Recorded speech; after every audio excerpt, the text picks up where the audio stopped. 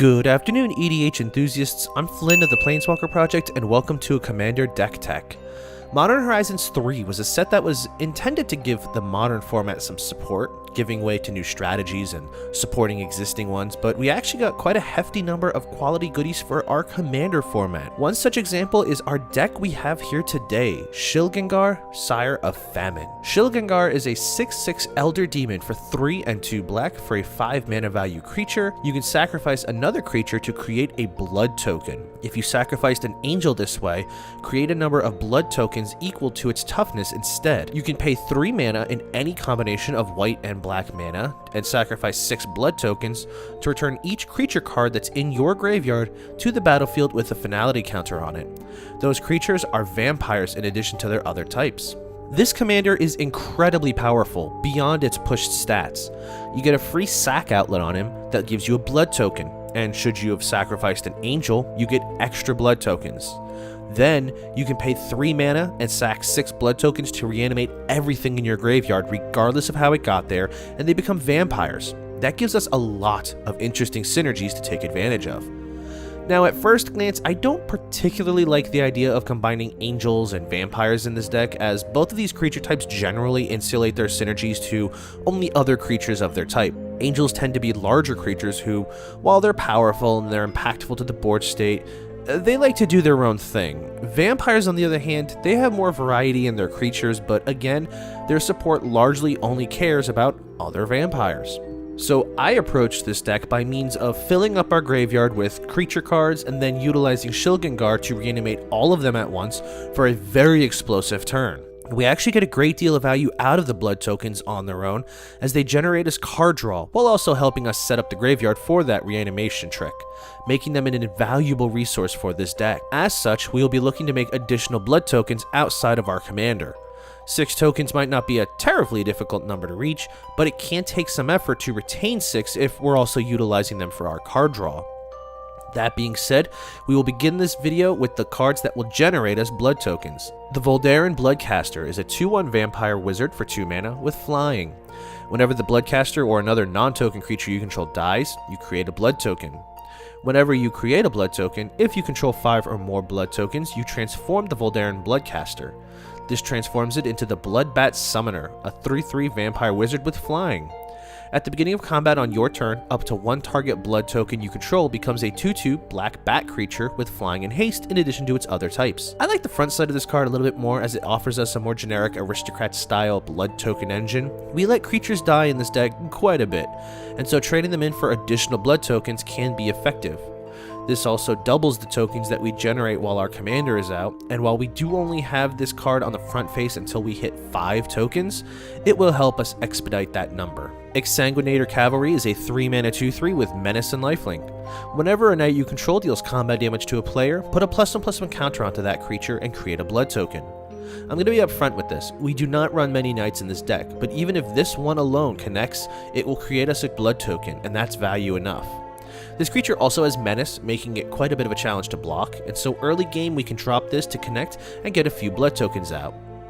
Camber the Plunderer is a 4 mana 3/4 vampire rogue with lifelink. Whenever a creature an opponent controls dies, you gain 1 life and create a blood token. This is a great card to have out, since our opponents will have to start blocking our creatures, as we have means to make blood tokens when either ours or our opponent's board begins losing creatures. The net return on this will be better for us, as these can be converted into either additional card draw or that mass reanimation trick. Glasscast Heart is a 3 mana artifact with a few abilities. Whenever 1 or more vampires you control attack, create a blood token. You can also pay 1 black, tap the heart, and pay 1 life to create a 1/1 white and black vampire creature token with lifelink. Lastly, you can pay 2 black, tap and sacrifice the heart, and 13 blood tokens to have each opponent lose 13 life, and you gain 13 life. This is super versatile. You make a treasure token whenever your vampires attack, and then you can also make vampire tokens, and then should each player be close enough to 13 life that we can knock them down quite a bit, we can use that third ability. Finally, and while we don't normally discuss lands in these kinds of videos, Voldaren Estate is a land that has a tremendous amount of versatility with our blood tokens. It's a land that can tap for a colorless mana, or we can pay 1 life and tap it to create 1 mana of any color, but that mana may only be used to cast a vampire spell. Lastly, you can pay 5, tap it to create a blood token. That ability costs 1 less mana to activate for each vampire you control. This, optimally, will not cost us any mana to use and is a free blood token generator. 5 vampires is not hard at all to achieve given how this deck operates. Many of our creatures are already vampires, and so this can be a great way to speed up the process of getting our commander's abilities set up. But once we're there, we do need some pretty good cards in the graveyard to reanimate, yes? So to get us there, we need methods of dumping cards into the graveyard. The most popular choice this deck wants is Angel of Suffering, a 5-mana Nightmare Angel with flying. If damage would be dealt to you, prevent that damage and mill twice that many cards instead. This is backbreakingly powerful as we're milling ourselves and can effectively just not block to get in more mill. See, the more cards that we have in the graveyard, the more impactful our board state will be once our combo goes off. This is also a 5/3 angel with flying, and so we can swing in with it until we no longer need it and then just sack it to Shilgengar for 3 blood tokens. Priest of the Forgotten Gods is a 2-mana human cleric. You can tap it and sacrifice 2 other creatures to have any number of target players each lose 2 life and sacrifice a creature. We then add 2 black mana and draw a card. This is a interesting bit of a complicated mana dork, card draw engine, sack, edict effect, and quite honestly it has a lot of value tacked onto it that makes it very much a mainstay in this deck. Those creatures that we sacrifice, we can always get them back later. Braid's Arisen Nightmare is a 3/3 for 3, which lets us sacrifice an artifact, a creature, an enchantment, a land, or a planeswalker, and then if we do, each opponent may then sacrifice a permanent that shares a card type with the card that we sacrificed. For each opponent who does not, they lose 2 life, and then we draw a card. This is a great sack outlet that can generate us up to 3 drawn cards, and even if the opponent chose to sacrifice a card, well, that's 1 less that we have to deal with. My personal pet card Shadowheart is in here as well, as a repeatable card draw engine on a sack outlet. I prefer this to cards like Disciple of Bolas, as we can use this effect multiple times per game and draw quite a few more cards. Doom Whisperer is a 6/6 for 5 with flying and trample. We can pay 2 life to Surveil 2, which lets us look at the top 2 cards of our library, and we can choose to put any number of them into the graveyard, and then the rest go back on top in any order. This is a fantastic choice to help us fill up our bin with good stuff, as we can do this as many times as we have life to do so, and put dozens of cards into the graveyard. Now we have our commander out and we're ready to start reanimating cards, but what if we need additional sack fodder? We do have a small but effective package that will generate us creature tokens that can be used instead of our non-token creatures. Bitterblossom and Dreadhorde Invasion both create us tokens on our upkeep, and while those tokens may be small, we can use them for any number of things, such as sack fodder, defense, or in the event that we need even more card draw, Skull Clamp. Luminarch Ascension is a personal favorite of mine that I unfortunately don't get to play with as much, but this deck gives it such a powerful utility by it creating angel tokens. Because Shilgengar gives us extra tokens when we sacrifice our angels, these 4/4 angels will give us 4 blood tokens. Get this out early so we can begin getting those quest counters built up. Ophiomancer is an oldie but a goodie, as a 2/2 for 3 at the beginning of each upkeep. If we control no snakes, we create a 1/1 black snake creature token with Death Touch. There's a fun little sequence that you can use this with in conjunction with our commander to achieve. You make the snake at the beginning of your opponent's turn, and if they need to attack and you need to be blocked, you have a 1/1 with Death Touch. If they choose not to attack you for fear of your danger noodle, you sack it to make a blood token. On your next opponent's turn, you do the same thing on their turn.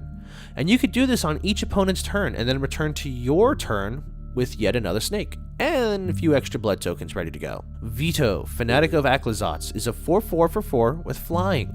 Whenever you sacrifice another permanent, you gain 2 life if it's the first time this ability is resolved this turn. The second time, each opponent loses 2 life.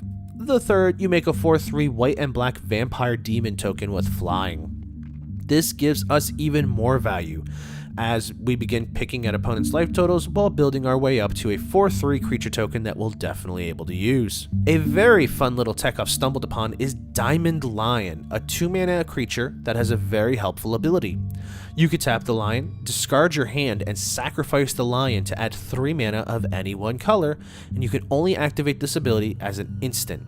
This is our commander's best friend. See, we need 3 mana of any combination of white and black, and so this on its own can pay for that entire cost. And since we've dumped our entire hand, any and all creatures that were among those cards, we can be simply reanimated by Shilgengar. Now then, we do have one small condition that comes with us reanimating our creatures. They come with a finality counter. This is a newer mechanic to Magic, though the ability in terminology's sake has existed for quite a while. A creature with a finality counter is exiled when it next leaves the battlefield. But since it's a counter, we can do stuff with that counter that can scoff at the terms of service.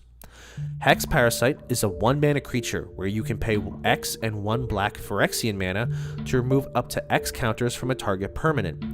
For each counter removed this way, Hex Parasite gets +1/+0 until the end of turn. This creature can simply just eat up those finality counters, and we do actually have a few other cards in this deck that can do just that.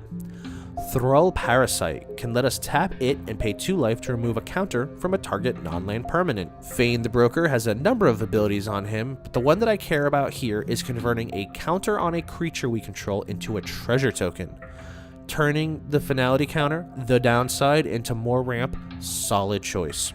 Thief of Blood enters and removes all counters from all permanents, and then it gets a +1/+1 counter put onto it for each counter removed this way. This would be the optimal sack choice, as we can do some really fun things with this.